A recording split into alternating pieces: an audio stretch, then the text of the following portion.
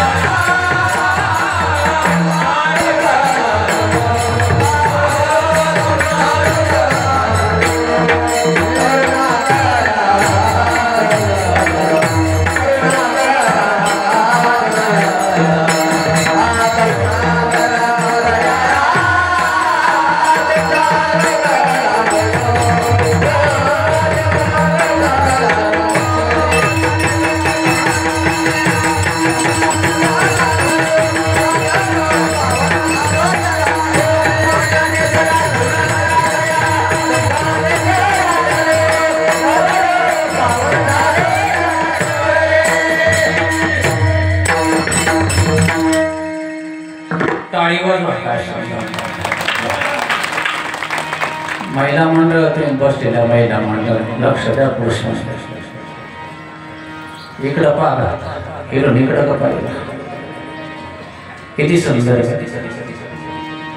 पौन ज्ञानेश्वर करुणाकळा दळा तुमचा डोरला धड पावन झालो चराचरे मनोजम मारुतुल्य वेगम जितेंद्रियं बुद्धिमत्ता वरिष्ठं वातात्मजं वानरयुतमुख्यं श्रीरामदूतं शरणं प्रपद्ये श्रीराम जय राम जय जय राम श्रीराम जय राम जय जय राम वसुदेव सुतं देवकं सचारुणमर्दनं देवकी परमानन्दं कृष्णं वन्दे जगद्गुरु सर्वमंगलमांगल्ये शिवे सर्वार्थसाधिके शरण्ये त्र्यंबके गौरी नारायणी नमस्तुते नमः उपदुनिया पुढती काला खाऊ दही भात वैकुंठी तोयसे नाही कवन काही काल्याचे. प्राप्त प्रसंगी प्राप्त वेळ घेतलेला बंब. जगद्गुरु तुकाराम बाबांचा सुंदर अशा कालापूर प्रकारातला 4 चरणाचा अभंग आहे. सगळ्यांच्या पठडीतला आहे पण सगळ्यांच्या माठात यावा एवढ्या कर घेतला. विठ्ठला विठ्ठल.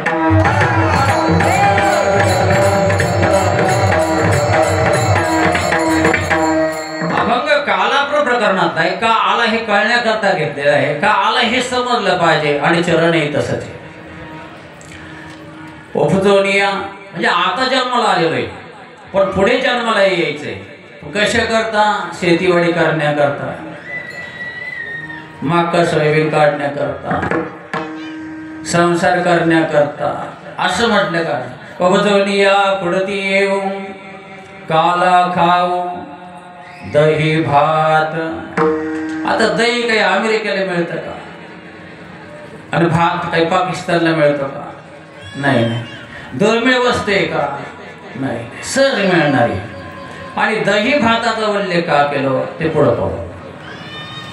उपजून या पुढे यायचंय जन्माला पण कशा करता यायचे तर दही भात खाण्याकरता. कोणता दही भात ते पडतो. मग हा का खायचा? म्हणजे देवा वैकुंठात मी जाऊन आलो ना एकदा नाही किती वेळा? 3 वेळा.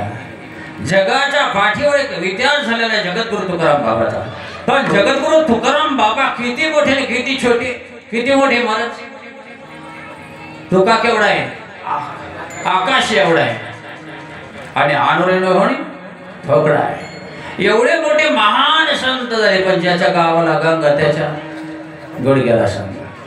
महाराष्ट्र ही संतांची भूमी. संतांच्या भूमीमध्ये आपण जन्माला आलेलो आहे. किती भाग्यवान आपण किती पुण्यवान आपण. पण भाग्याचा विसर पडतो म्हणून हे कीर्तन सप्ते करावं लागतं. भाग्याचा विसर पडतो आपल्याला. वैकुंठात जाऊन आलो आम्ही पण देवा पाहिलं मी वैकुंठामध्ये हा सोहळा नाही. वैकुंठामध्ये असा काही प्रकार नाही देवा. म्हणून मला असं वाटतं पुन्हा जन्माला यायचंय. कशा करता? या कार्या करता यायचंय. आणि देवा पुन्हा आल्यावर आहे ना एकटाच नाही एकटा सगळा कारभार नाही करा. एकमेका मुखी देव काय देव? काल्याचं सुख देव. आणि ते सुख भेटल्यावर किती आनंद होता. तर होंबरी घालू म्हणजे नाचो कोदो आनंदाना जीवन व्यथित करो. पण मग तुकाराम बाबा म्हणले हे सगळं खरं देवा पण त्याच्याकरता काय पाहिजे? काल्या करण्याकरता वाळवंट पाहिजे. वाळवंटाची व्याख्या सांगू पुढे. वाळवंट म्हणजे नेमकं काय? नदीच्या किनार वाळूचे असंख्य थर बसलेले त्याला वाळवंट आपण आपल्या परिभाषेत म्हणतो पण इथं अपेक्षित ते नाही. मग ते वाळवंट जरी असेल तर ते कसं पाहिजे? बरवई पाहिजे म्हणजे चांगलं पाहिजे. नीटही पाहिजे आणि उत्तमही पाहिजे. नीट म्हणजे वाकडं तिकडं नको आणि उत्तम म्हणजे चांगलं पाहिजे. कोणता वाळवंट? पुढे पाहू. असा सुंदर असा 4 चरणाचा सरळ सरळ या अभंगाचा अर्थ आहे. विठ्ठला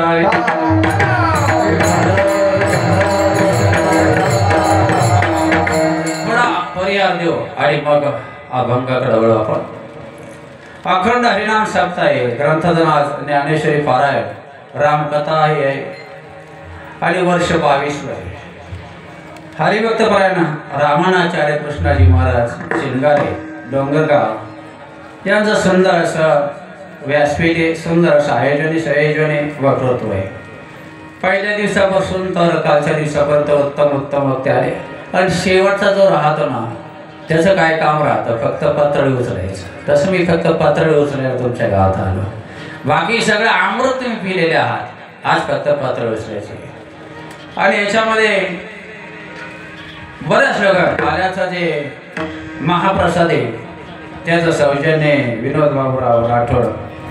गायनाचार्य वगैरे मला बारीक दिसत नाही त्याच्यामुळे सगळ्या गायनाचार्याचं नाव घेत नाही. सगळ्यांचा एकदा दोरा टाळी वाजून यांचं सगळं स्वागत करू आपण. त्याच्यानंतर काय माननीय आमदार श्री विलास बापू संदीपान भोपरे यांच्याकडून आणि संशिष्टींचं सौजन्य देण्यात आलेलं आहे.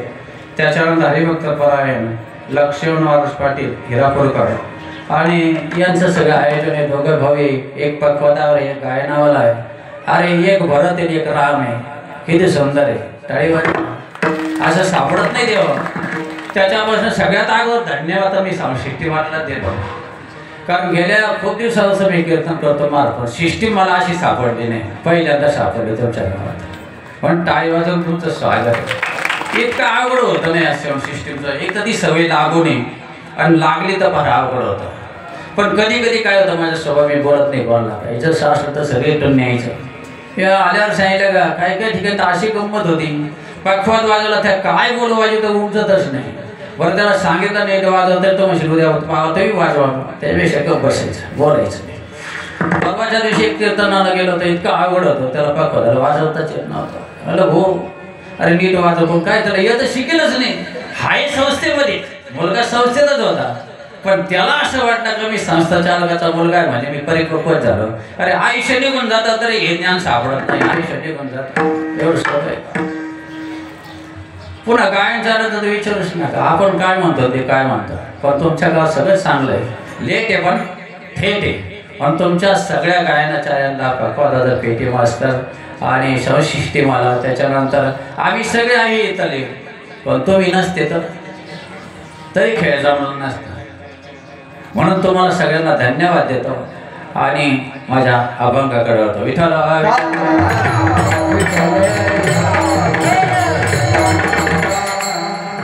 पुन्हा पाकिटाची काळजी नाही, ते नाव राहून गेलं ना. आमच्या गायगावचे जारबाई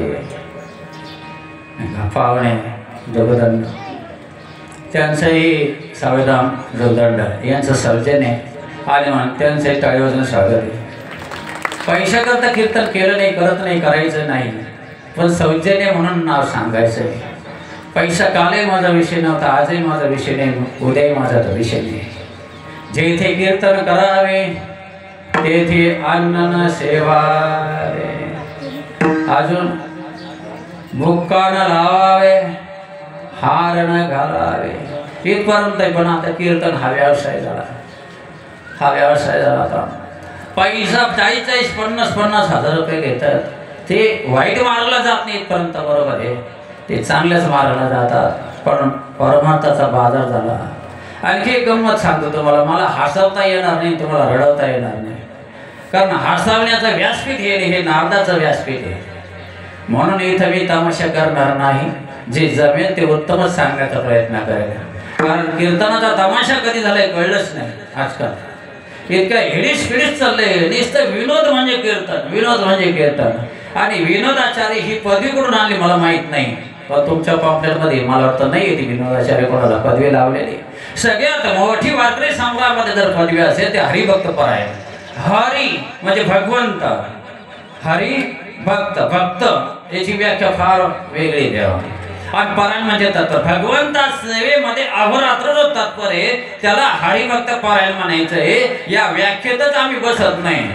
आणि विनोदाचार्य, विनोद वैर, आचार्य, आचार्य हा पदवा सुद्धा नाही शोभत. त्यावर आचार्य म्हणलं त्याला शब्दाचा पीस काढू ना, सांगता आला पाहिजे त्याला आचार्य म्हणायचे. कोणी आचार्य होतं का? आणि असा हा एडिश पिढी सर तुमच्या गावात नाही, त्याच्यावर थोडा धन्यवाद द्यावा लागेल. तेव्हा धन्यवाद, धन्यवाद त्याच्या पात्र येतो. आणि म्हणून ह्या कीर्तनाची परंपरा जी आहे, हे परंपरा चालवणारे अगोदरचे 2 महान विभूती आपल्या वारकरी संप्रदायामध्ये होऊन गेले. एक म्हणजे दांडेकर मामा, दुसरे माझे वैकुंठवासी जोग महाराज. टाळीवाजी कदाचित जोग महाराज नसते तर आपल्याला कीर्तनकारही उत्तम सापडले नसते, उत्तम कीर्तनकार सापडले नसते. कारण आळंदीच्या भूमीमध्ये, आळंदीची भूमी फार पवित्र आहे बाबा, फार फार आहे. मला फार आवडतो तो अभंग. आळंदी हे गाव पुण्यभूमी ठाव, आळंदी हे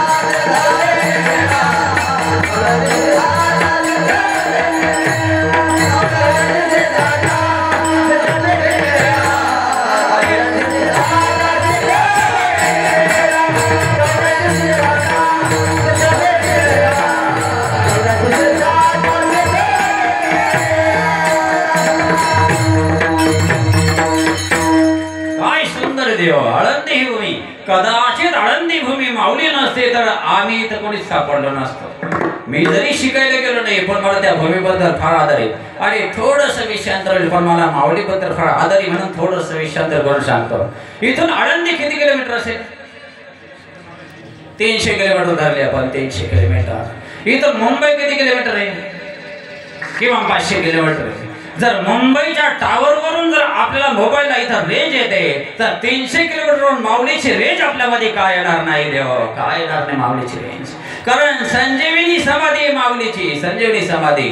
आणि आजही मी सांगतो तुम्हाला, जर कधी तुम्ही रात्री झोपला उजवा कान भूमीला लावा, माऊलीचं ध्यान करा. माऊली तुमच्याकडे उभेले राहिले तो तुमच्याकडे साला नाही अशी आमची माऊली देवा, जगाची माऊली.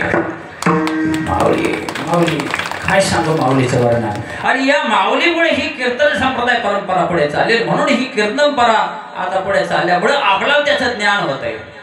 खऱ्या अर्थानं जर श्रेय द्यावा लागेल तर माऊली ज्ञानेश्वर महाराज. काय गोडी माऊलीचे जीवनचरित्र. पण मला अभंगाकडे यायचे देवा. मला एवढेच सांगायचं की हे आपलं काहीच कळलं नसतं पण कळण्याकरता सगळ्यात जर काही महत्त्व असेल तर ते म्हणजे आळंदी क्षेत्राला आहे, जोग महाराज संस्थेला आहे, गोडी दांडेकरांना आहे, माऊलीला आहे. नाही तर आज तुम्ही आम्ही इथं बसलो नसतो तेव्हा. आपल्याला जीवनाचा अर्थ समजून घ्यायचा असेल तर त्याच्याकरता संतांकडे जावं लागेल. पण संत सांगती ऐकत आणि ऐकती इंद्रियाची. किंवा हरिपाठामध्ये मन मार्ग गेला तो तेथेच मोगला. हरिपाठ पुढे पाठ मागे. हरिपाठ फार गोड आहे देवा, फार गोड आहे, फार गोड आहे. किती गोड आहे. मुख्यानं गोड खाल्ला आणि त्याला विचारलं सांग बरं गोड किती गोड लागला. काय सांगेल. अरे एक एक अभंग फार गोड आहे देवा. देवाची ये ध्वरी उभा क्षण भरी तेने मुक्तीचारी साधेला. हरिमुखे म्हणा पुण्याची गणना कोण करी. जगद्गुरु तुकाराम बाबांना हे सगळं अवलोकन केलं गेलं पूर्व काळापासून.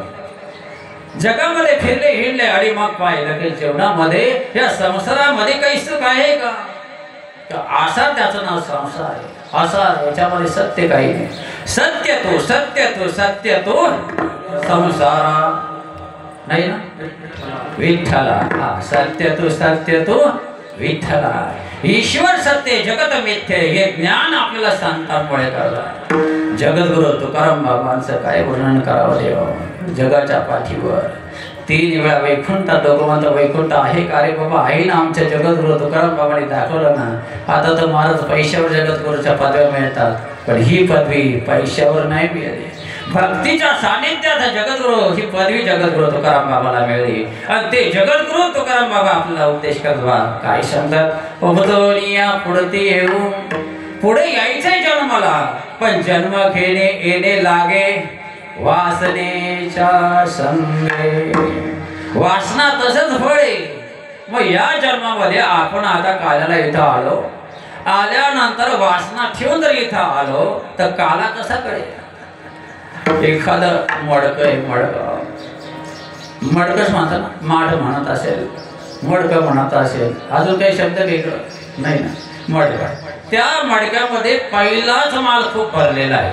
पहिलं मडकं फुल भरलेलं आहे. कशानं? विषयानं.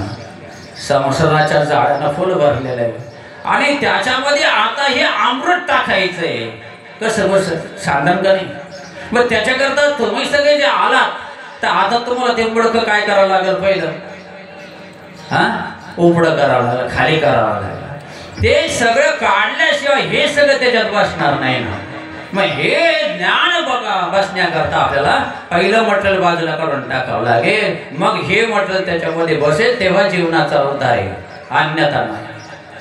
काम क्रोध मोह मत्स दंभ अहंकार ईर्ष्या द्वेष तिरस्कार हे जर अंतकरणाच्या ह्या मडक्यामध्ये जर बसेल असेल तर मग किती वरून हे मटेरियल टाकलं तर का आला हे कधी कळायचं. का आला, कशा करता जन्माला आला. जन्माला येण्याचं कारण काही आपल्याला. आपण मागच्या कर्माच्या योगाने जन्माला आलेलो आहे. पण भाग्यवाने आपण, भाग्यवाने पुण्यवाने आपण. पण भाग्याचा विसर एवढे करताय की आपण भक्ती मार्गामध्ये रत नाही. जवळ असणारे आपले शांत ब्रह्म एकनाथ महाराज फार लांब नाही पण अंतकरणातून लांब गेले.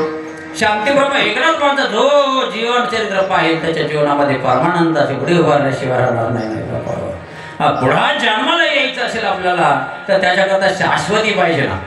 मग जन्माला पुढे जर आपल्याला मानव म्हणून जन्माला यायचं असेल तर ह्या जन्मामध्ये आपलं कर्मही तसे केले पाहिजे. जैसे ज्याचे कर्म तैसे फळ देतो.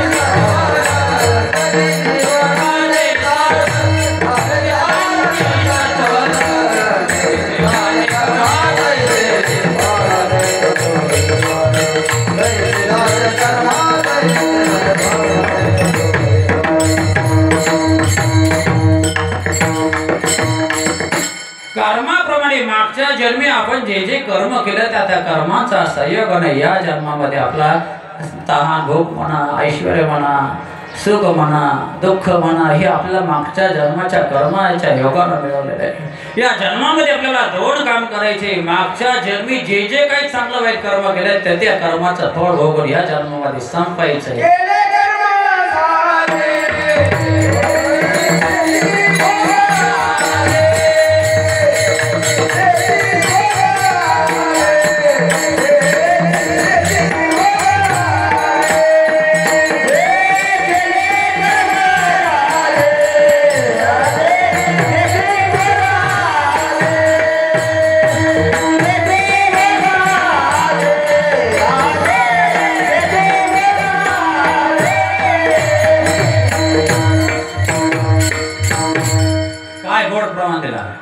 जे कर्म केलं तेच पुढे येतं आपल्याला भोगा येतं. प्रमाण पाहता येतं देवा याच्याकडे प्रमाण पाहता. प्रभू रामचंद्रला सुद्धा जन्म कशामुळे घ्यावा लागला? शापामुळेच घ्यावा लागला, कर्मामुळेच घ्यावा लागला. भगवान कृष्ण कन्हैयाला जन्म त्याच्याचमुळे घ्यावा लागला देवा. म्हणजे कर्म जसं करू तशा प्रकारचं फळ मिळतं. उत्तम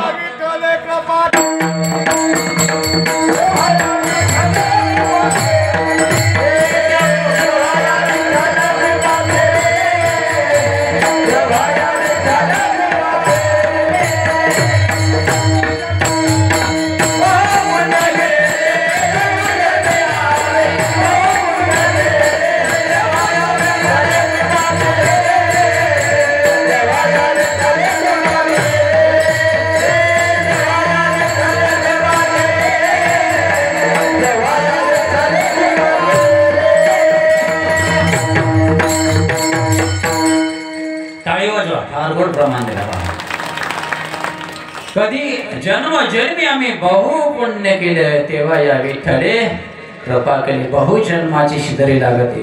मनुष्य जन्म मिळाल्यानंतर दुर्लभ मनुष्य देव देईन अक्षर मंगुरा तत्रापि दुर्लभने वैकुंठम प्रियदर्शन. मनुष्य जन्माला आपण आलो भगवंताच्या सेवेकरता आलेलो आहे, भक्ती करण्याकरता. कारण भक्ती ज्ञान वैराग्य हे पशु योनीमध्ये नाहीये. पशु पक्षी काय पाप पुण्य जाणते ते जाणत नाही आपल्याला. आणि म्हणून आपण माणूस जे आहे हे पाप पुण्य जाणतो. म्हणून पापाचा दुराचार काढून टाकला पाहिजे आणि पुण्याचा संचय केला पाहिजे. तेवढ्याकरता सप्त्याचे आपल्याकडे नियोजन फार गोड राहतं. तेव्हा वारकरी संप्रदायाची परंपरा फार अतिउत्तम आहे. पहिल्या दिवसाच्या कीर्तनकारांना नामाचं महत्व सांगावं, ते नाम हृदयामध्ये साठवावं की मला देवाचं नाव घ्यायचंय. त्याच्याकडे पुन्हा संतांकडे जावं, संतांच्या मुखातून ते कर्णमुखामध्ये घ्यावं, मग भक्ती करावं. कोणाची करावी? देवाची करावी.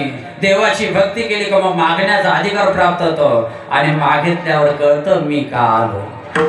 या मृत्यूलोकामध्ये मी जन्माला आले किंवा आलो कशा करता जन्माला आलो तर भगवंताची भक्ती करण्याकरता जन्माला आलेलो आहे. याही जन्मामध्ये भगवंताचीच भक्ती करायची आणि पुढच्या जन्मातही भगवंताचीच भक्ती करायची. आपल्याकडे त्या आता अशा लोखंडी कोठ्या आहेत ना धान्याच्या, तुमच्याकडे आहे का? येतात का धान्याच्या कोठ्या लोखंडी? आहे ना.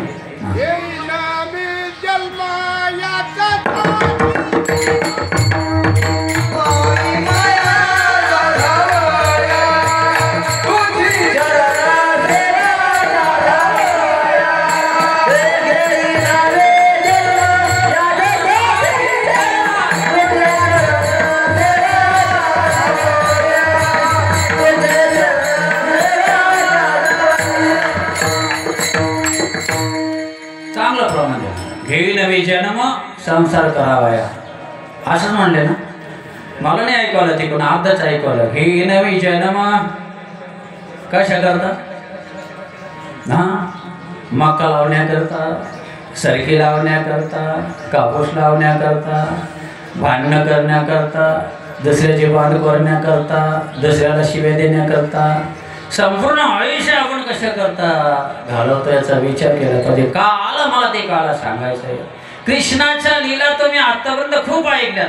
मी आज थोडा अध्यात्म सांगतो. तुम्हाला रडता येणार नाही, हसवता येणार नाही. कृष्णाच्या लीला शेवट आपण पाहू. पण जीवनाचा सार तुम्हाला सांगतो. उपजवणी या पुढती येऊ, काला खाऊ दैवात. पुढे जन्माला यायचं असेल तर त्याच्याकरता मागच्या जन्माच्या कर्माचे फळ भोगून संपून टाकायचे. ह्या जन्मामध्ये पुन्हा आपल्याला पुढच्या जन्माची तयारी करण्याकरता उत्तम शरीर दिलेलं आहे. शरीर उत्तम तर दिलं, पण कसं दिलं? गोरय दिलं, गोमटय दिलं. कसं दिलं?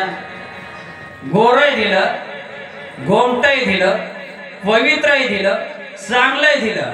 आता एवढं सगळं शरीर चांगलं देव जर आपण भगवंताच्या भक्तीला लागत नसेल तर एखाद्या मुलाला त्या माईनं 100 रुपये दिले आणि सांगितलं जाई 100 रुपयाची साखर घेऊन ये. तो मुलगा 100 रुपयाच्या साखरेच्या ऐवजी 100 रुपयाचे चॉकलेट घेऊन आला तर दुसऱ्या दिवशी त्याला त्याची आई 1000 रुपये देईल. किती देईल? 2 गालात देईल, आहे का नाही?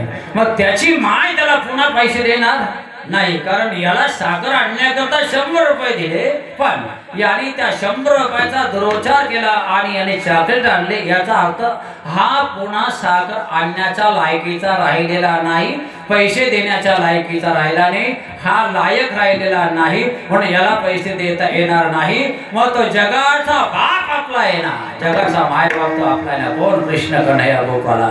तो देव जर आपला आहे तर मग त्या देवाची तुम्ही आम्ही सगळी जर संतान आहोत, तर आता जर या जन्मामध्ये जर आपण भगवंताचं नामस्मरण केलं नाही, भक्ती केली नाही, तर पुढचा जन्म आपल्याला मानवाचा तो भगवंत देईल नाही देवा. तरीचा जन्म यावे दास संसाराचे व्हावे, नाही तरी काय श्यान सुकरे बापुणे. फक्त एकच माय पुढची असली याचा अर्थ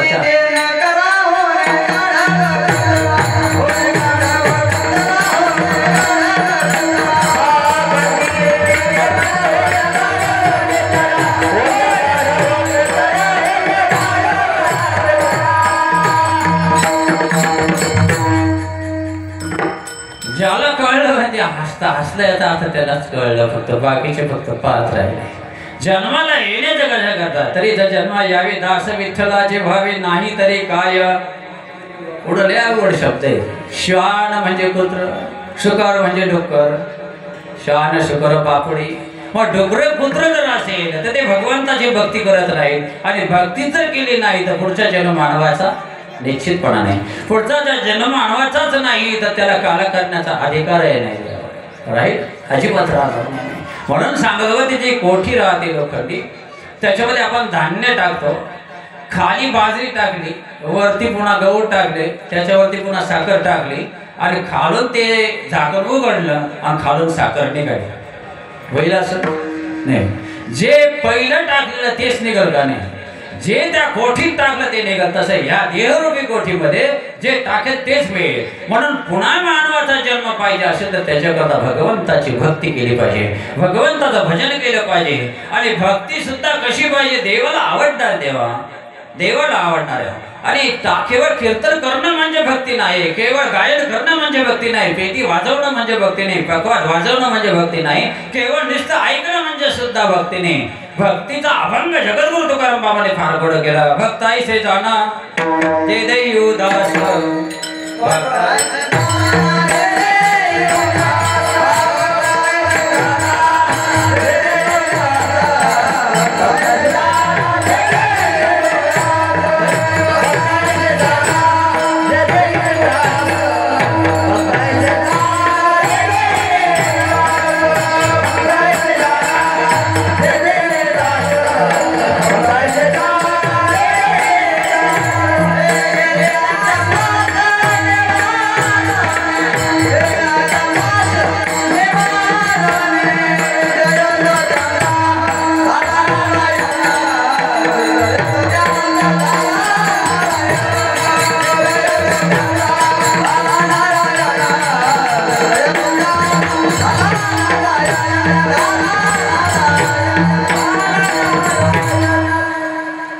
हालचाल चालू झाली पण भावंडीच्या भरात झाली जवळ चालेल क्षमा असेल विठाल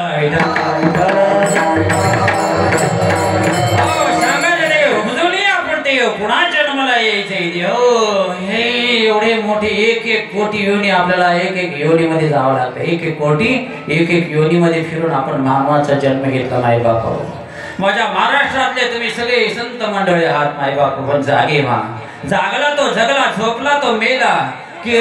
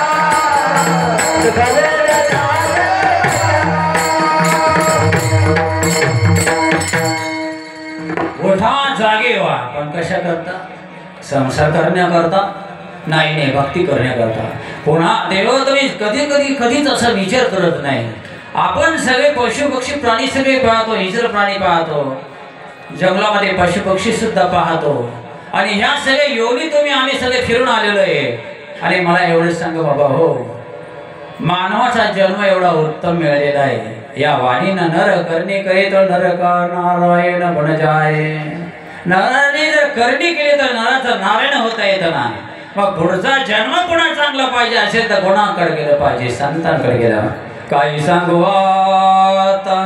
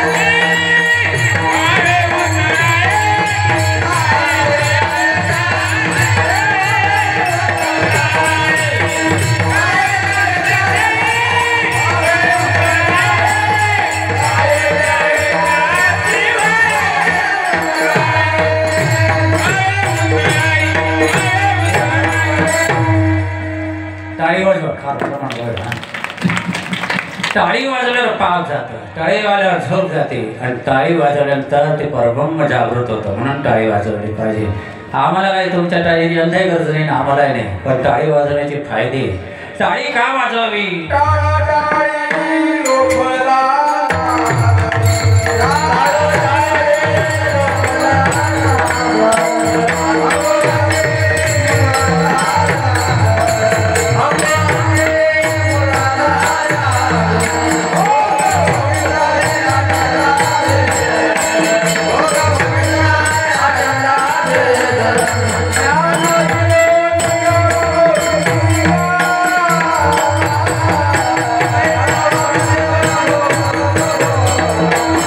Thank you.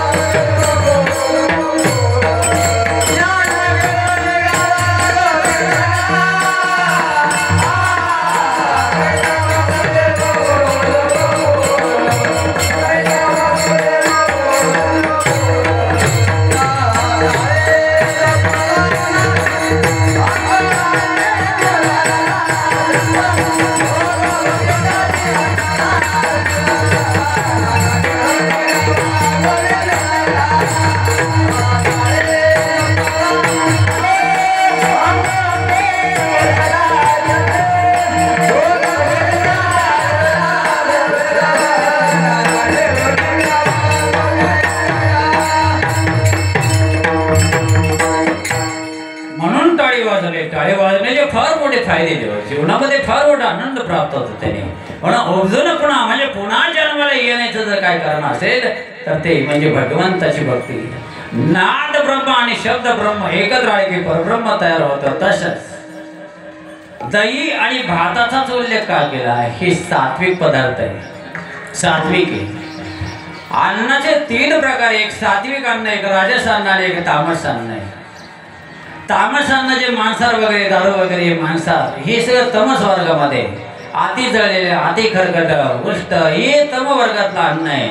हे भक्तीला पोषक नाही. राजस अन्न कोणतं आहे? तुम्ही जे जेवण करता ते राजस अन्न आहे. सात्विक अन्न कोणतं? स्निग्ध पदार्थापासून केलेले पदार्थ, थोडक्या दुधापासून केलेले पदार्थ. आणि याच्यामध्ये काय सांगितलंय? दुसरं कारण आहे दही.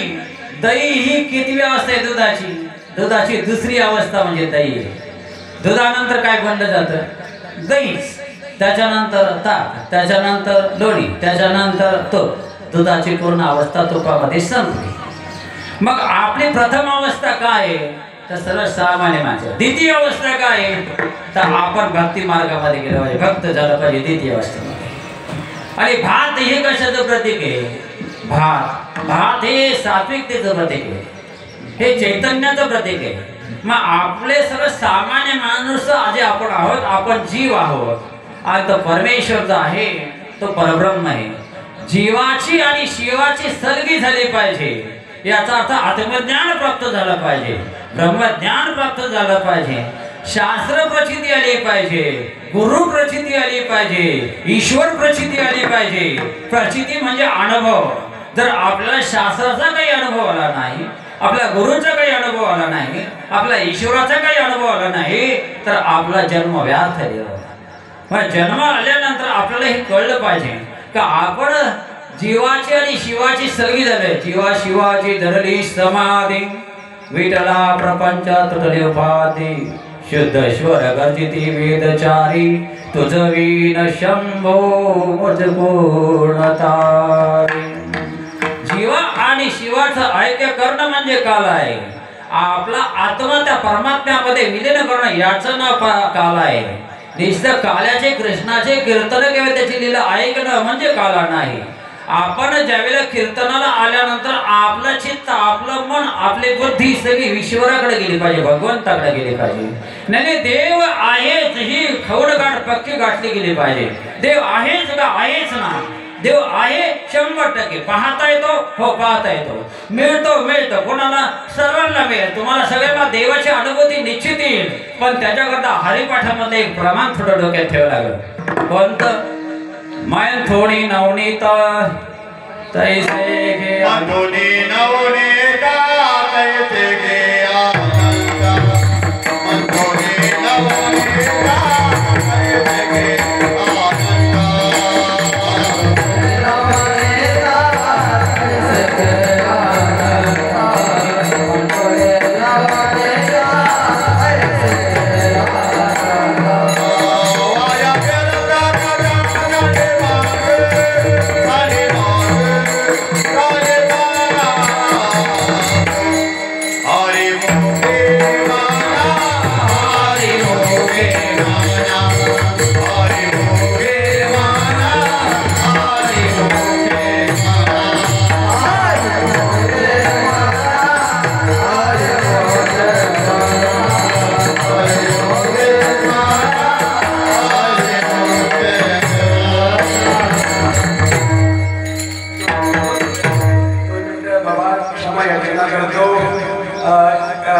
सर्वांना जाणं असल्यामुळे वेळ घेणं उचित नाही, परंतु करुणे उचित प्रेरणा होते.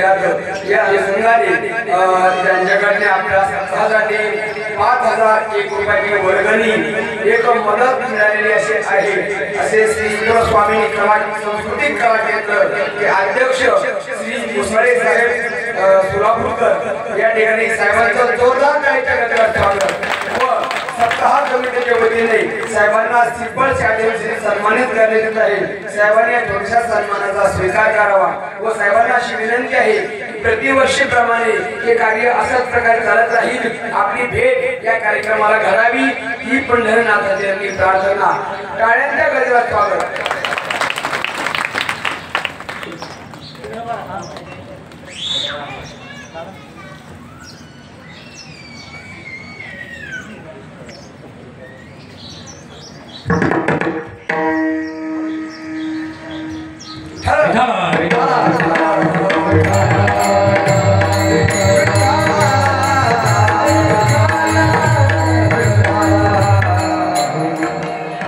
ज्याला धन्वंता लागी सर्व मान्यता आहे तिथं आम्ही कुठं भेद द्यायचं त्यांना आहे का? प्रमाण असल्याशिवाय मग बोलता येत नाही. धन्वंता लागी सर्व मान्यता आहे म्हणून सांगायचे की उपजुन्यापुरती येऊ काला खाव दही भात. जर पुन्हा जन्माला यायचं आपल्याला असेल, जर आपला पुन्हा जर पुढच्या वर्षी कापूस लावतात नाही हा सरकी लावायचे असेल तर मग बाजरी पेरावं लागेल.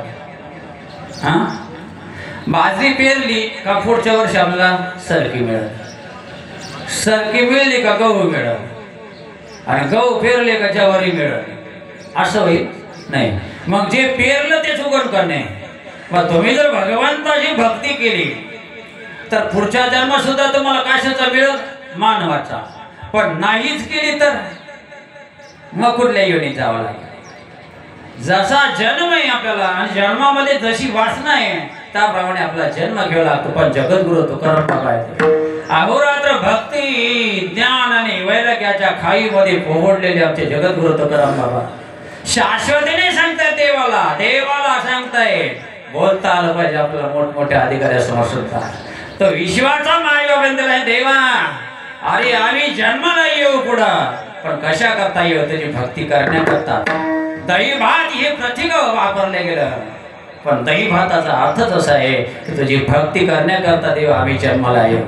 आणि जन्माला आल्यानंतर पुन्हा अशी भक्ती करो, अशी भक्ती करो, अशी भक्ती करो का जन्माचं सार्थक करून घेऊ.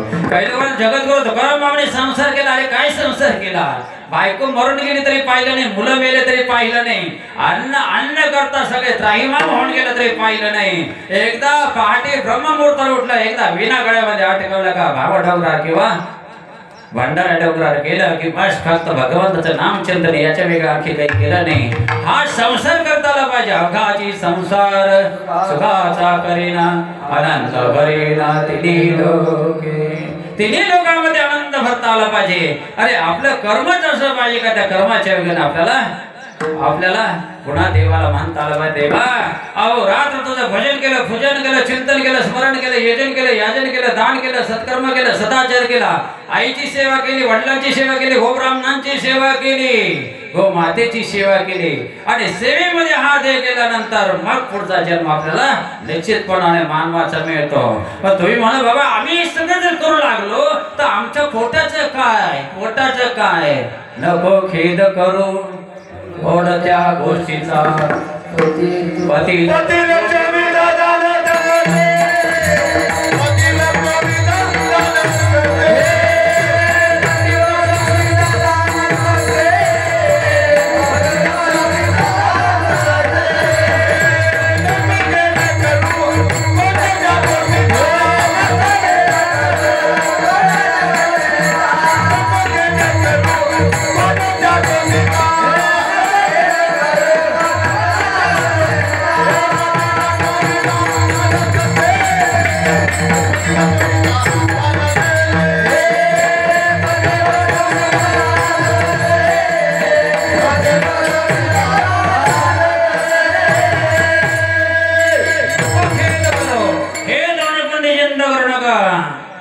श्रीमद भगवद्गीतेतला श्लोक आहे.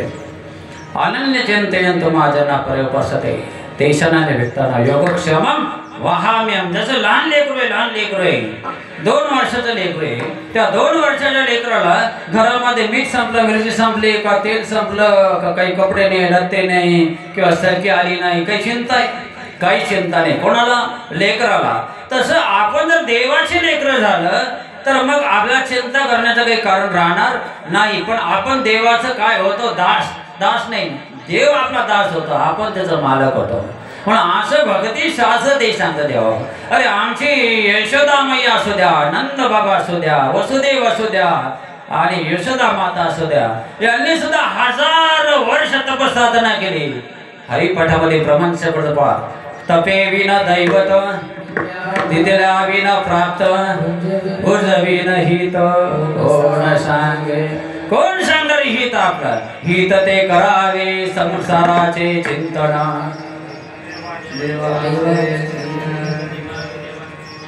हे म्हणतात देवाचं चिंतन तुमचं काय म्हणणं आहे तुमचं काय म्हणणं हित ते करावे संसाराचे चिंतन हे बरोबर आहे का देवाचं चिंतन बरोबर आहे हा कोणाचं पुरुष मंडळी कोणाचं कोणाचं देवाचं कोणी देवाची बरे तुका म्हणे खरे तुका म्हणे खरे तुका म्हणे खरे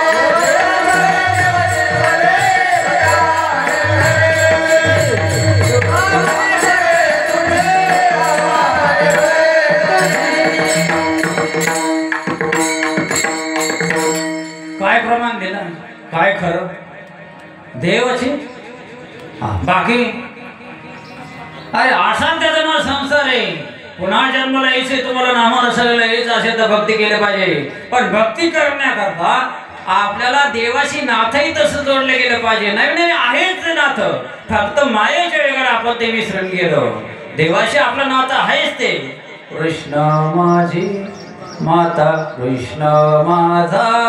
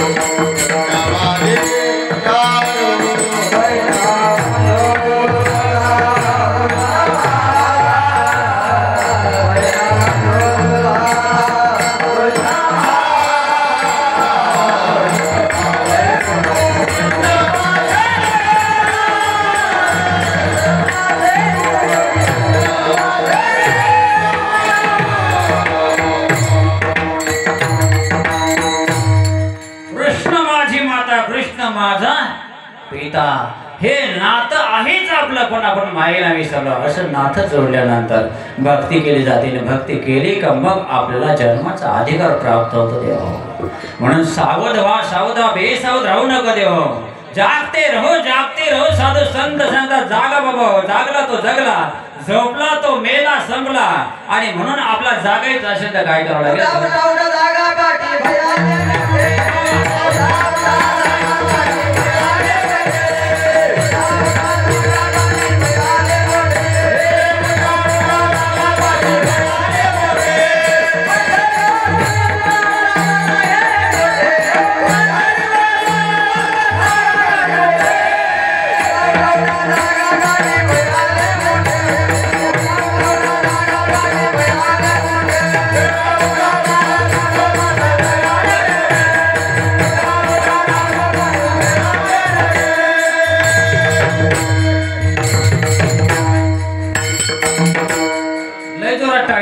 फार गोड प्रमाण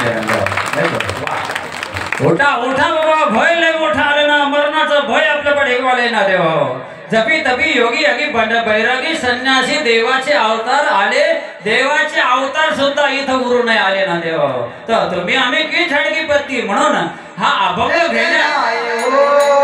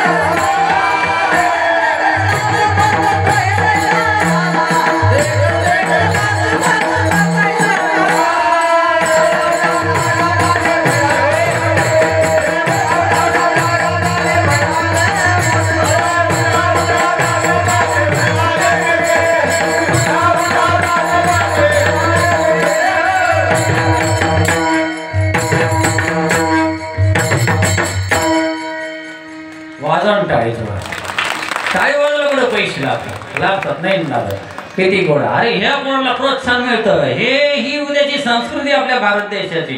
हेच तुम्हाला तारणार आहे. हे नाही हे मोबाईल पाहणारे नाही तारणारे. हे जे भजन म्हणणारे ना हे तुम्हाला तारणार आहे का नाही. तुमच्या जीवनाचा उद्धार करणारी ही मंडळी माझ्या पाठीमागची ही मंडळी ही नाही बसली. हे मोबाईल पाहणारे नाही अजिबात. हे जे भजन म्हणतात हे म्हणून पुढा जन्माला यायचं असेल तर आपल्याला काय करावं लागेल. भगवंताचं भजन केला भगवंताची सर्गी करावं लागेल. भगवंताशी नातं जोडावं लागेल. नवे नवे माय आणि लेकराचं नातं जोडावं लागेल. नवे नवे देव आणि मी एकच आहे. नवे नवे देवाचं भजन करण्याकरताच भगवंताने मला मानवाचा जन्म दिलेला आहे. आणि म्हणून मी आता देवाचं भजन करून पुन्हा पुन्हा साधू संतांच्या सहवासात पुन्हा पुन्हा महाराष्ट्रामध्ये पुन्हा पुन्हा एकनाथ महाराजांच्या सानिध्यामध्ये जन्माला येईल. पण कधी त्याच्याकरता देवाशी सलगी पाहिजे आपुलकी पाहिजे. देव माझा आहे आणि मी देवाचा आहे अशी परिमित बुद्धी झाली पाहिजे. कशी झाली पाहिजे. देव माझा माझा माझा देव माझा माझा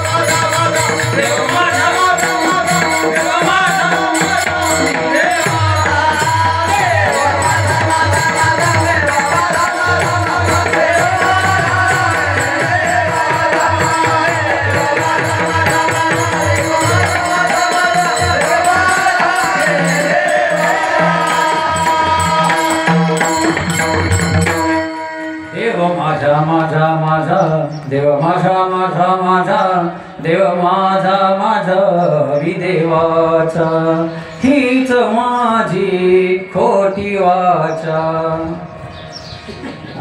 हीच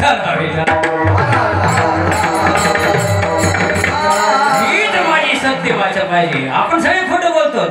आणखी एक ठिकाणी महाराज हे तर खोटं बोलतं जाऊ द्या पण आपण सुद्धा खोटं बोलतो. तुमच्या सहित मी सुद्धा मला लई असं वेगळं वाटतं तेव्हा. आपल्या पंचपदी मधला दुसरा अभंग आहे. कोणता दुसरा अभंग कोणता. तुळशी हार गळा कासे पितांबर तुळशी हार गळा कासे पितांबर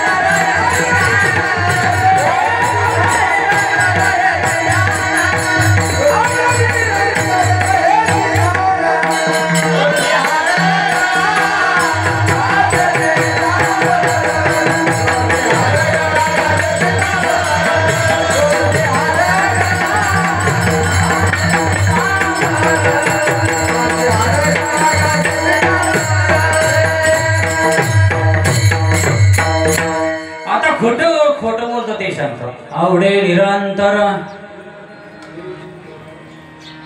कोणाचं आवडे निरंतर हेची ध्यान कोणाचं संसाराचं कसं जन्म उपजून या पडती येऊ काल खाऊ दैवात पुन्हा पुन्हा भगवंताची प्राप्ती करायची असेल तर त्याच्याकरता आत्मज्ञान झालं पाहिजे. मी कोण आहे होईस मी कोण आहे मी कुठून आलो मला जायचं कुठे. आणखी एक प्रश्न तुम्हाला सगळ्यांना विचारतो माय बापा हो तुम्ही सगळेच आतापर्यंत आम्ही सगळेच आतापर्यंत जगलो पण जगले का जगले तुम्ही जगले का आतापर्यंत आताही जगतात का जगतात कशा करता जगतात आणि पुढे आयुष्य देवांना दिलेले ते पण तुम्ही जगणारे पण कशा करता जगणारे हा ज्याची त्याने आपल्या घरी आपल्या गेल्यानंतर विचार करा की मी आतापर्यंत जगले किंवा जगलो का जगलो आताही जगतो का जगायचंय पुढे मला आयुष्यापर्यंत जगायचं पण कशा करता जगायचंय. कर्मी उतार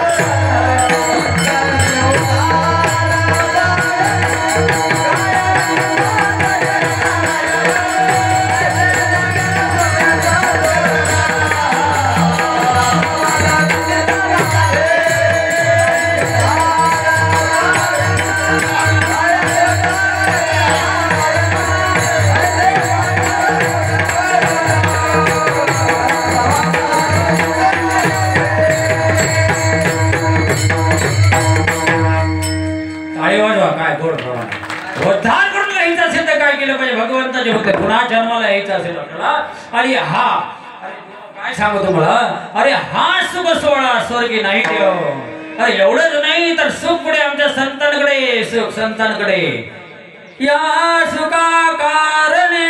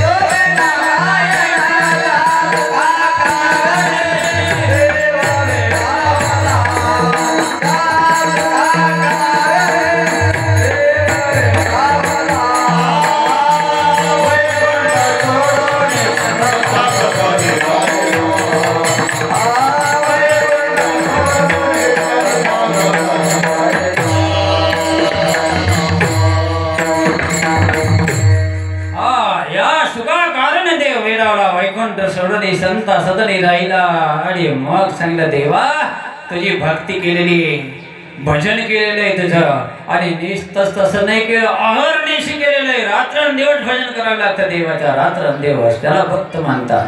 देवाचा आणि भक्तीचा जिव्हाळा तोची दैवाचा पुतळा अनेक नव्हे माझ्या मना हो का पंडित शहाणा. अरे इथं ज्ञानाची गरज नाही नुसत्या ज्ञानेश्वरीच्या ओव्या पाठ करून भगवंत नाही मिळणार नुसते गीतेचे श्लोक करून नाही मिळणार कथा कीर्तन प्रवचन करून नाही देव मिळणार आणि त्याच्याकरता ज्ञानाची गरजही नाही ज्ञानाची गरजही नाही. इथं अभिप्रेत आहे ती भक्ती आहे देवा ती भक्ती जगद्गुरु तुकाराम बाबाने केली भक्ती प्रेमाविन ज्ञान नको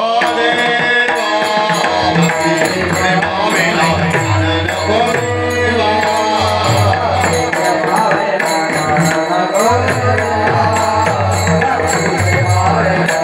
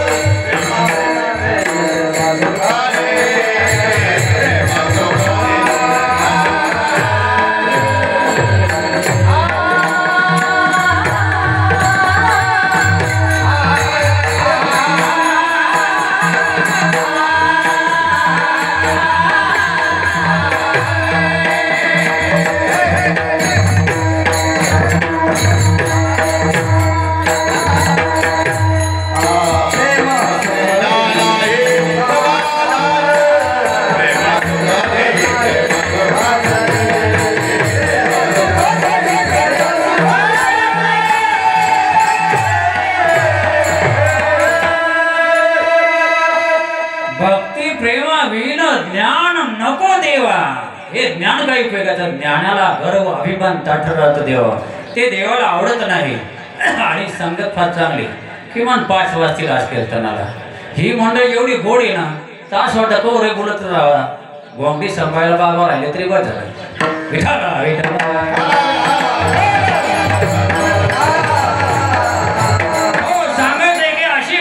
भक्ती केल्यानंतर मग देवाला विनंती केली, देवा अरे पुन्हा पुन्हा मी जन्माला येईल, पण कशा करता येईल? पहिलं चरण.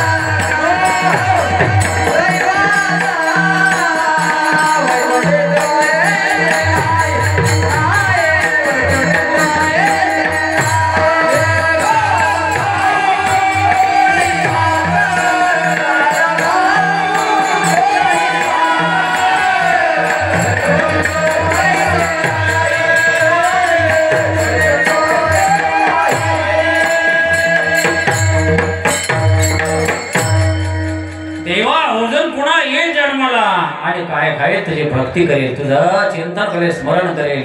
दैवात ही व्याप्तीची ती भक्तीच्या माध्यमातून तिथं लावलेली आहे. आणि मग देवा अरे मी वैकुंठात गेलो होतो ना, एकदा नाही 3 वेळा गेलो होतो ना.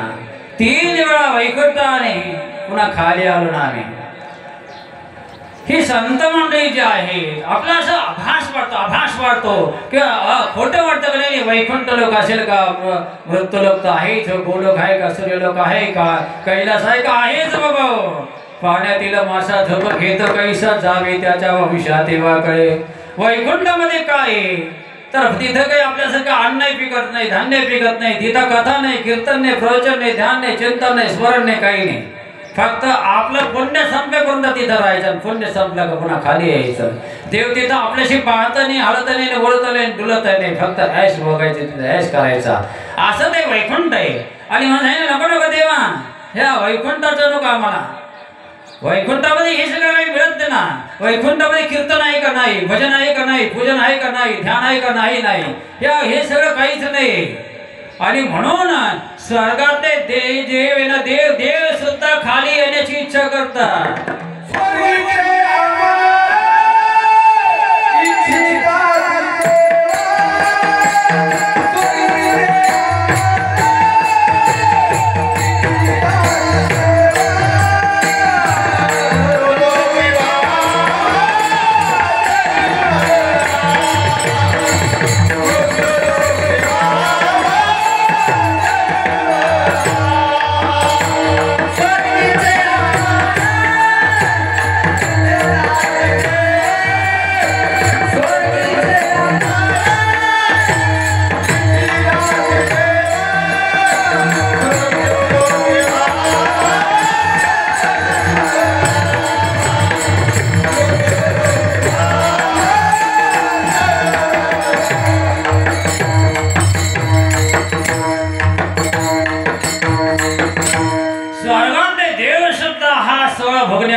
खाली जन्म घेण्याची इच्छा करतात देव. त्यांना सुद्धा हा सुख सोहळा नाही वेळ ते अनुभवता येईल. आहे का अशा दिंड्या निघत देव, पैठणला म्हणा, पंढरपूरला म्हणा. त्या दिंडीचा जो फार हसू येतं, फार हसू येतं मला. आपल्या गावातून बरेच लोक जात असतील ना दिंडीला, पंढरपूरला म्हणा, पैठणला म्हणा, बरेच जातात. पण गेल्यानंतर मोबाईल घरी ठेवून जातात. नाही भाव देवा. देव भावाचा नाही, कोणाच्या बापाचा. भाव गळ्याकडे एरवी ना कळे, कर्तळी आवळे तैसा हारी. पारियाचा रवा घेता भूमीवर यत्न परपरी साधना तैशी देवा. मग इथं भाव मुख्य कारण आहे ना देवा. म्हणून ह्या वैकुंठामध्ये तो सोहळा नाही, दिंडी नाही. तिथं पंढरपूर सारखा सोहळा नाही, पैठण सारखा सोहळा नाही, तुमच्या हिरापूर सारखा सप्ताह नाही, तिथं कथा नाही, तिथं कीर्तन नाही, तिथं भगवत वाचक नाही, तिथं गायक मंडळी नाही आणि तिथं ऐकणारे कोणी नाही. आणि म्हणून जगद्गुरु तुकाराम बाबांनी सांगितलं, देवा तू जरी कदाचित मला म्हणला का मी वैकुंठामध्ये येऊन राहा, तरी नको तुझं वैकुंठ. का नको? तर वैकुंठ तो ऐसे नाही कवन काही काल्याचे दुसरं चरण. वैकुंठी तो ऐसे नाही, वैकुंठी तो ऐसे नाही.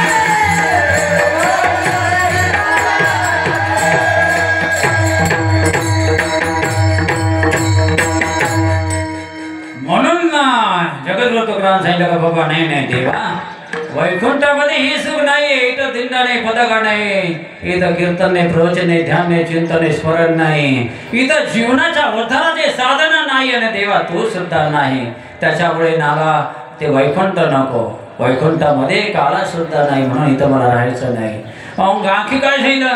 अरे देवा मृत्यू लोकांमध्ये किती आनंद आहे, कुठे कथा चालू आहे, कुठे कीर्तन चालू आहे, कुठे रामकथा चालू आहे, कुठे भागवत कथा चालू आहे, कुठे शिवपुराण चालू आहे, कुठं ज्ञान यज्ञ सप्ताह चालू आहे, अखंड हरिनाम चिंतन चालू आहे.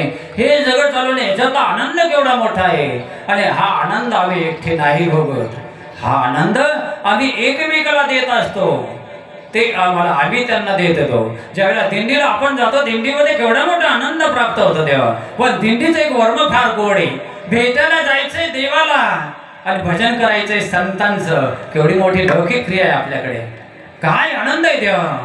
आपण देवाला भेटायला चाललो पंढरपूरला, पण भजन कोणाचं आहे?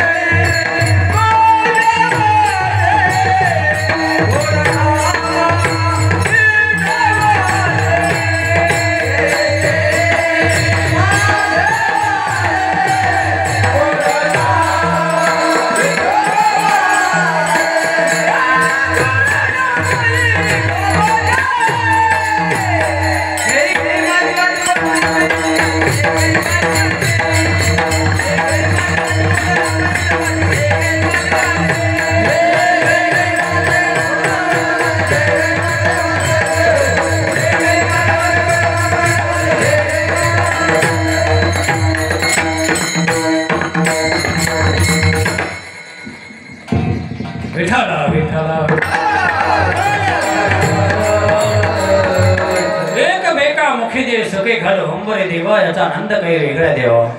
ज्यावेळेला आम्ही काला खातो त्या काल्याच्या वेळेला एवढा आनंद होतो, एवढा आनंद होतो, एवढा आनंद होतो का आनंद हा त्रैलोक्यामध्ये मावत नाही. का मावत नाही? कारण देवाचं चिंतन आहे, देवाचं स्मरण आहे, देवाचं भजन आहे, देवाचं पूजन आहे, याचा आनंद त्रैलोक्यामध्ये नाही. आणि तो आम्ही एकटा करतो का? नाही नाही. म्हणजे काला करण्याकरता अनेक लोक लागतात, मग त्याच्याकरता आमच्या वृत्त लोकांमध्ये अनेक आहे. जसं देवाच्या काळामध्ये सुदामा होता, पेंद्या होता, लग्न होता, बोबड्या होता, मधुसूदन होता. आता हे आहेतच मी सवंगडीच हे काळात काला करण्याकरता आलेले आहेत ना. म्हणजे आम्ही काय करतो देवा सांगा वृत्त लोकांमध्ये? आम्ही देवाचं चरित्र करतो, देवाचा उच्चार करतो. केले गोकुळे चरित्र देव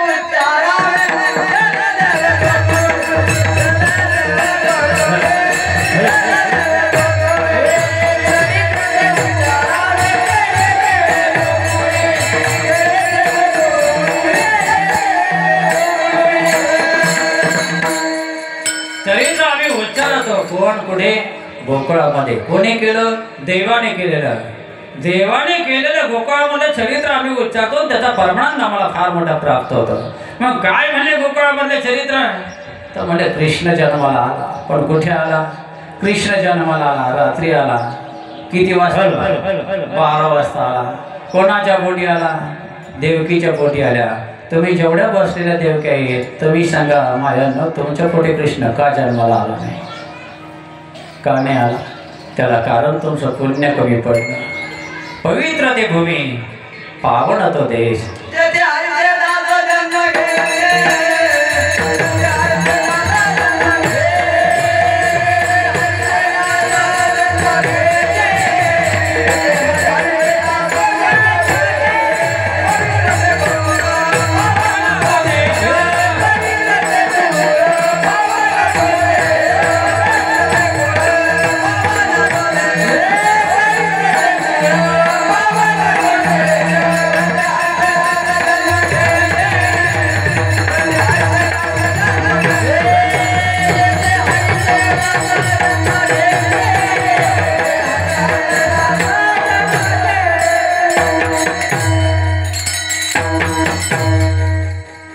पवित्र ते कोळ पावन तो देश, जेथे हरीचे भक्त जन्म घेती.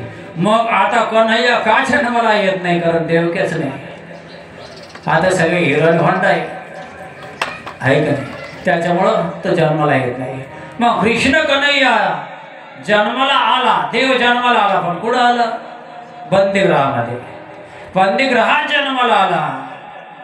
एकदा कर्णाने विचारलं, देवा अरे मी सूर्यसुत असून सुद्धा माझी एवढी अवहेलना झाली, मला दासपुत्र मानतात देवा, एवढा अपमान मला का सहन करावा लागला?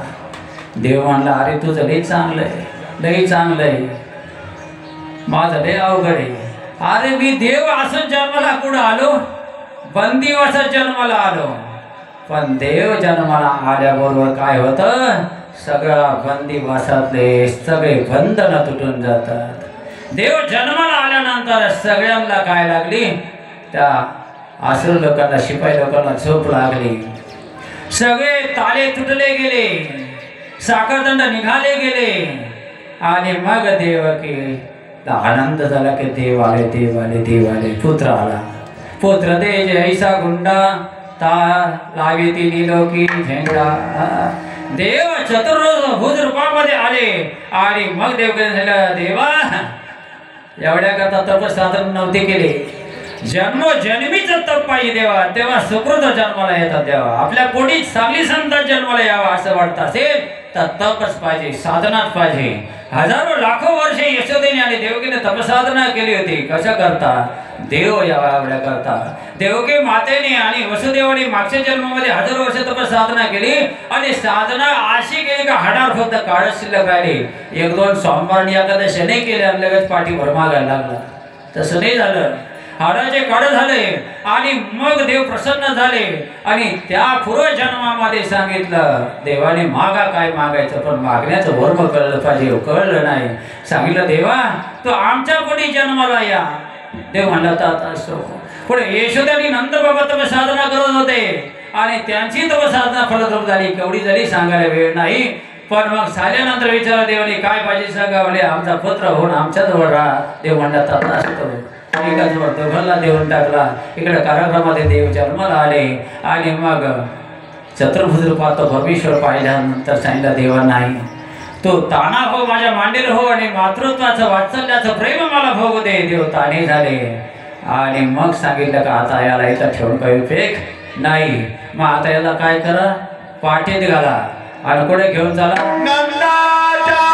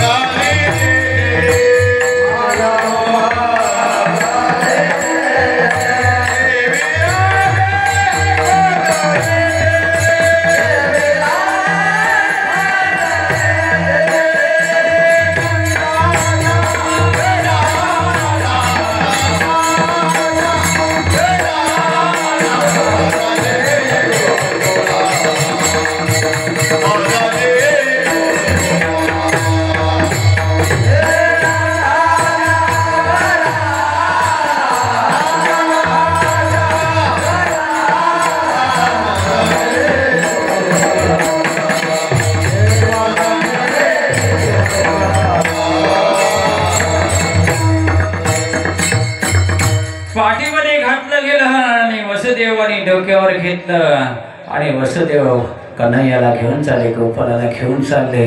मध्ये यमुना नदी लागली आणि भगवान कन्हैयाचा जन्म कोणत्या महिन्यातला मराठी महिना श्रावण महिन्यामधला आणि धो धो धो धो पाऊस आणि मोठा पूर आलेला यमुनाला आणि यमुनाला पूर आला. पण वसुदेव बेभान झाले. बेभान अवस्था म्हणजे भक्ती. बेभान अवस्था म्हणजे सांडून या लौकिकाची लाज करावी अनन्य भाई भगवंता भजन या नाव भजन गा. पुढे सांगतो सांडून श्रीपुत्र दारा करावे अनन्य भाई भगवंताचे भजन या नाव भजन गा. भागवतातलं फार गोड. भजनाची व्याख्या फार वेगळी. कीर्तन करता आलं भगवे कपडे घातले मोठ मंदिर झाले म्हणजे आम्ही देवाचे भक्त झाले का नाही बाबा हो. त्याच्याकडे अंतरंगाचा भाव पाहिजे तसा वसुदेवाचा भाव जागृत झाला. यमुनेमध्ये चाललाय आणि ओढं पाणी लागलं इतकं लागलं. देवानं विचार केला आता पप्पाच्या तोंडात पाणी जाईल. काय म्हणले पप्पा म्हणजे कुत्र्याचं पिल्लू मम्मी म्हणजे मुडता. तुमच्या गावात आहे का मुडते कुत्र्याचे पिल्ल? हा विठाला मग देवाने पाहिजे आता काय करावं. हळूहळू नाकात पाणी जाईल तोंडात पाणी जाईल माझ्या पित्याच्या. मग देवानं काय केलं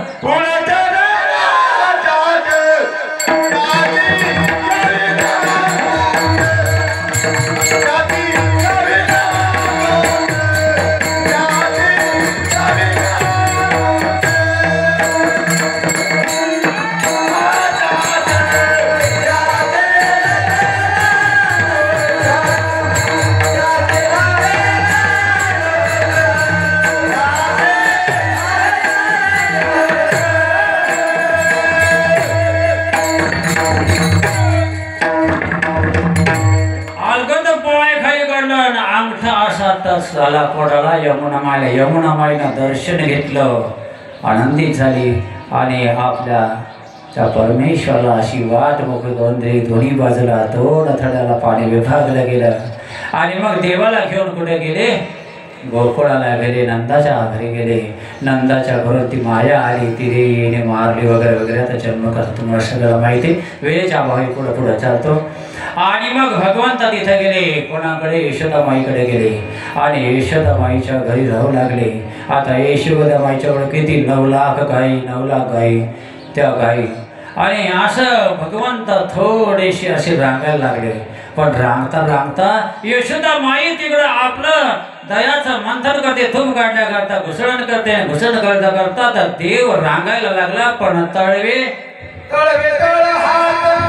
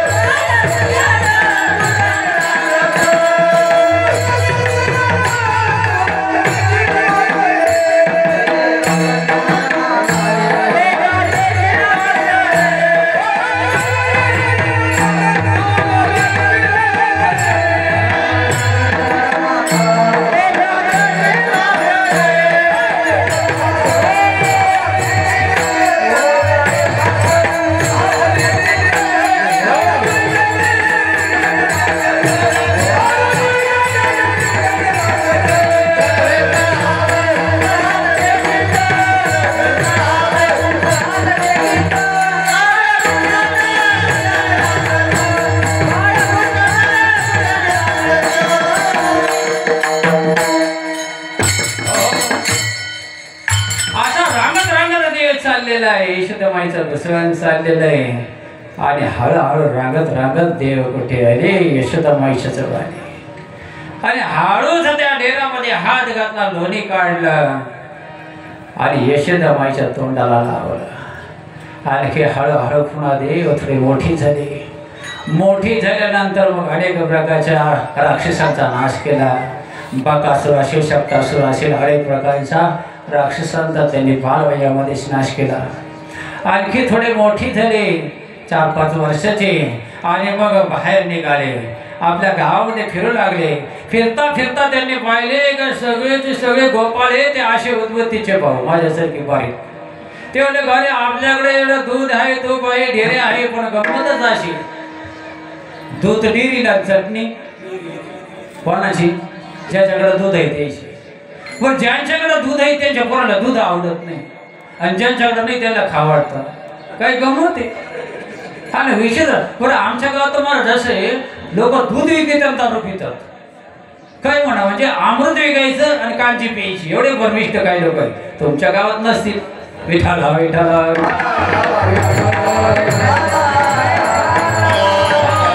देवानी सगळ्याला वसुदा, तुझं नाव काय सुदाम्या, तुझं नाव काय बवड्या, तुझं नाव काय मधुसूदन, तुझं नाव काय लंगड्या, सगळे इकडे या. म्हणजे कार्यावरची बारीक का झाले.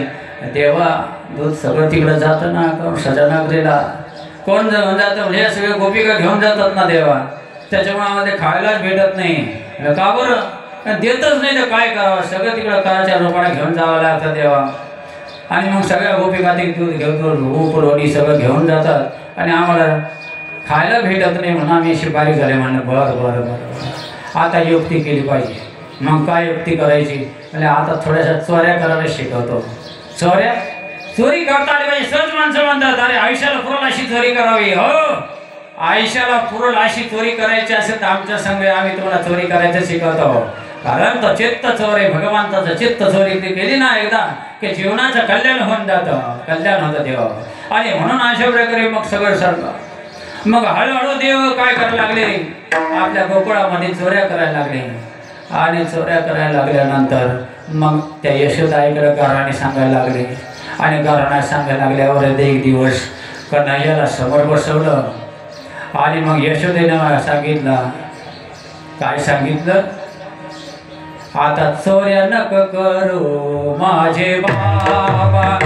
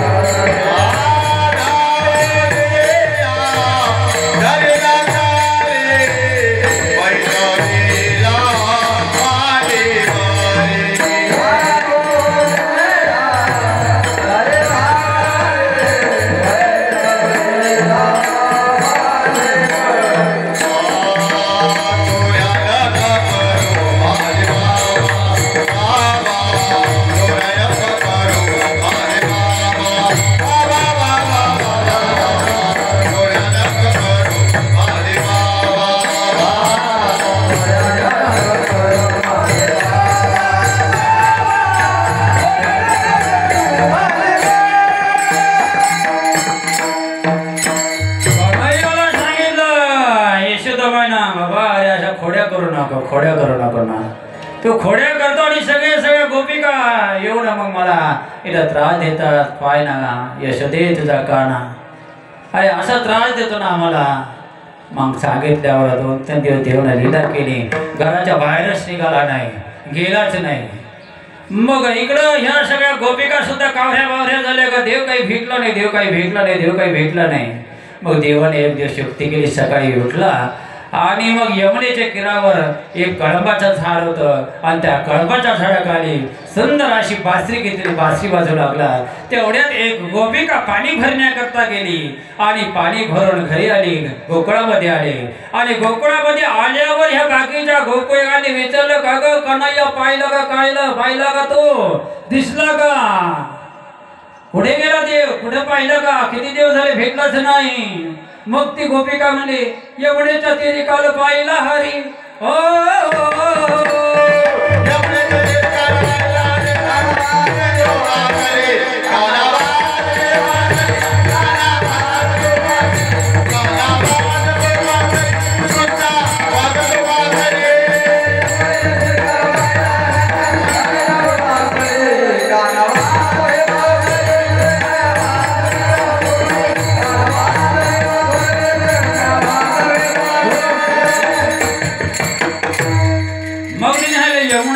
पाहिला होता मी तो. अरे कोण वाजित होता बासरी आणि त्या बासरीचा छंद एवढा गोड होता. भगवंताने एकदा बासरी वाजवायला लागली का त्या गोपिका अशा मोहन जायच्या.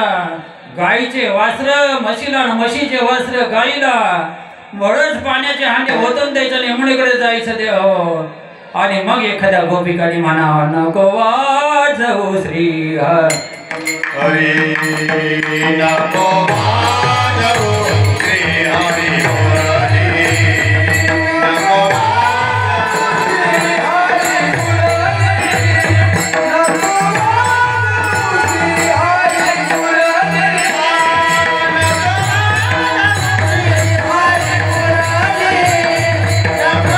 वाजवू श्री हरी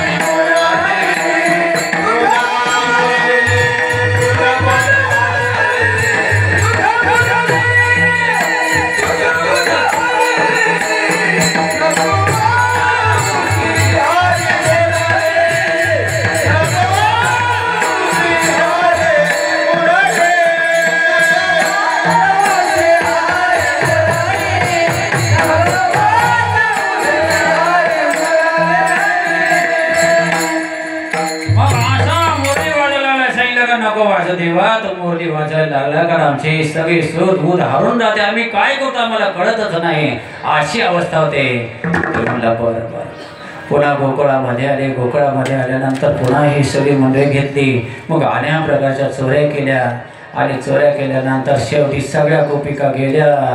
हिरापूरच्या सांगितलं, देवा आवरा ना पटकन, आता भूक लागली ना, कवर लावे त्या विठाला.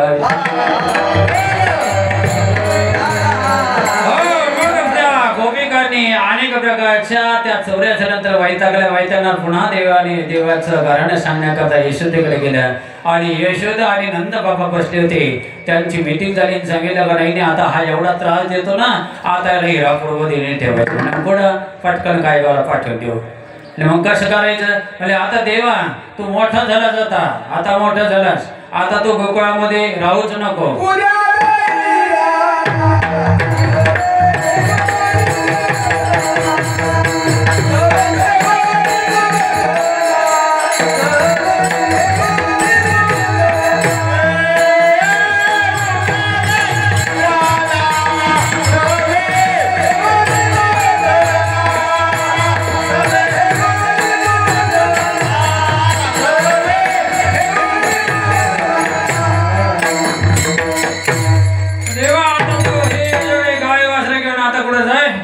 आता रोणामध्ये ह्या गाई चालल्या जा. आणि मग देवानी सगळे पेंदे असतात कपडे सगळ्या, चला रे चला, आता आपल्याला सगळ्या शिदुऱ्या घ्या आणि आपल्याला जायचंय आता कुठं, गाई चालायला जायचंय.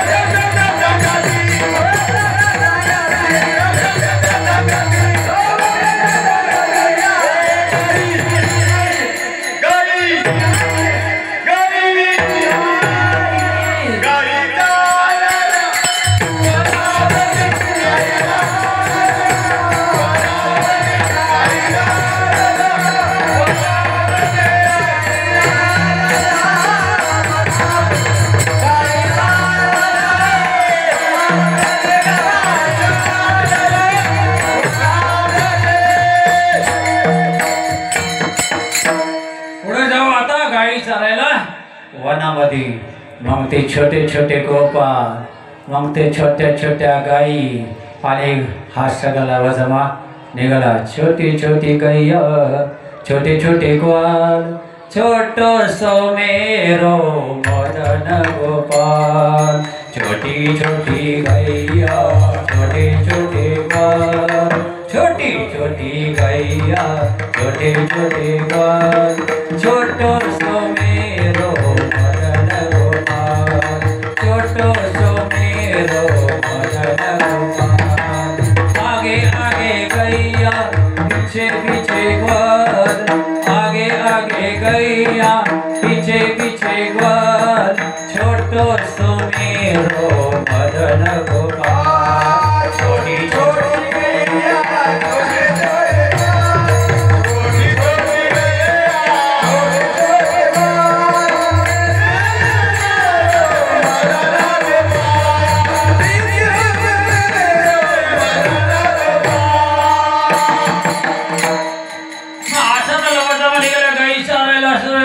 जिकडे तिकडे गाई चालल्या. आणि दुपारचा वेळ झाला. दुपारचा वेळ झाल्यावर मग देवानी सांगितलं, अरे गोपाला, हो चला गाई वळून आणा. यमुनेला पायनी पाजा आणि कळंबाच्या झाडे गेली बसू द्या. सगळ्यांनी गाई वळायला, सगळ्या गाई वळून वळून वळून सगळ्या बरोबर आणल्या. पण एक गाय राहिली. ती एवढ्याही गोपाळांना आकारता येईन. आका हिरापूर आलं, पण ती गाय काय आकारता येईल. मग म्हणले, देवा देवा देवा देवा, अरे 8 गोकुळाचा काल आहे ना, तर काल्याच्या दिवशी जरी तेवढी गाय वाळू ना देवा. तो कोणची रे देव, कोणची? गायचं नाव काय? म्हणे ती कामेरी गाय ना, कामेरी गाय. ही कामेरी गाय काय आमच्या आवरत नाही. ती कोणाच्याही मालात पडती, पुढे जाती, माती खाती, डांबरे खाती, सिमेंट खाती, बांधारे खाती, आणि एवढंच नाही तर आई बाबाचं धनही खाती. म्हणून ती गाय काय आमच्या ना आवरणा. मग देवा, ही गाय आवरण्याकरता तुला जावं लागेल. आणि मग देवाने ती गाय ओढून आणली, कळंबाच्या झाडाखाली बसले आणि म्हणले, आता काय करा? आणा म्हणले, शिदोऱ्या आणा, शिदोऱ्या आणा, शिदोऱ्या आणा. बरं, आणल्या सगळ्या शिदोऱ्या. म्हणजे शिदोऱ्या आणल्या का? हो आणल्या म्हणले. सगळ्यांनी आणल्या, सगळ्यांनी आणल्या. एक असं फुगून बसलो होता. चल, अरे हे गोपाळ्या, तू आणले कोणी? म्हणे मी देवा गावून नाही आणले. तर नव्हतं सकाळी गाई, काय आलो. तसं नाही बसताय ना. घेशी तेव्हा देशी, हा माझा न्याय आहे. तो काहीतरी अगोदर आण, तेव्हा तुला आमच्या पंक्तीत बसताय. भांडारला यायचं ना, मग वर्गणी दिली पाहिजे, तेव्हा भंडाराचा प्रसाद खाण्याचा अधिकार आहे. तसं नाहीच करता आलं नसलं पैसा, तर किमान पत्रा तरी असला पाहिजे, झाडझूड तरी केली पाहिजे. भंडाऱ्याचं अन्न सुद्धा फुकट खावं नाही, पण शास्त्र आहे. मग तुला प्रसाद कसं मिळेल? नाही म्हणले, मग जाय घेऊन ये.